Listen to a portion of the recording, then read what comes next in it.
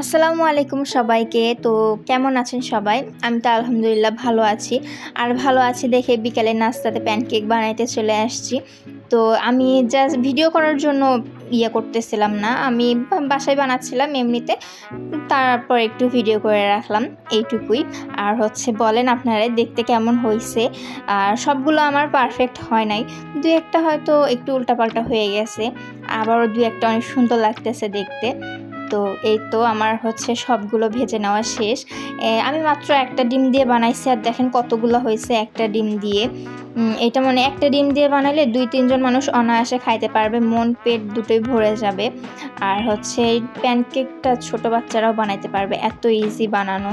আর এরকম করে মানে সবগুলো একটু একঘেয়েমি করে গোল, গোল টাইপ না করে এইরকম একটু মানে অন্যরকম ফেস-টেস দিলেন বা শেপ-টেপ দিলে ভালোই লাগে। তো ছোট বাচ্চারা এটা অনেক মজা করে খেতে পারবে।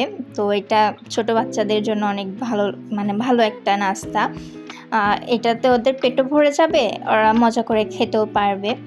তো এই তো। আর আপনারা বলেন দেখতে কেমন লাগতেছে? খাইতে তো মজা হয়েছে, আমি তো খেয়ে বলে দিছি। আর আপনারা বলেন দেখে কেমন মানে দেখতে কেমন লাগতেছে? তো এই তো আমার প্যানকেক বানানো শেষ আর ডিজাইন করাও শেষ। বাসায় চকলেট সিরাপ ছিল, শেষ হয়ে গেছে। যার কারণে আমি বাহিরে থেকে চকো কিনে আনছি। ৳৫ দামের চকোগুলো ইউজ করছি। আইডিয়াটা খারাপ ছিল না, বেশ ভালোই ছিল। এটা যেকোনো ছোট বাচ্চা অনেক মজা করে খেতে পারবে।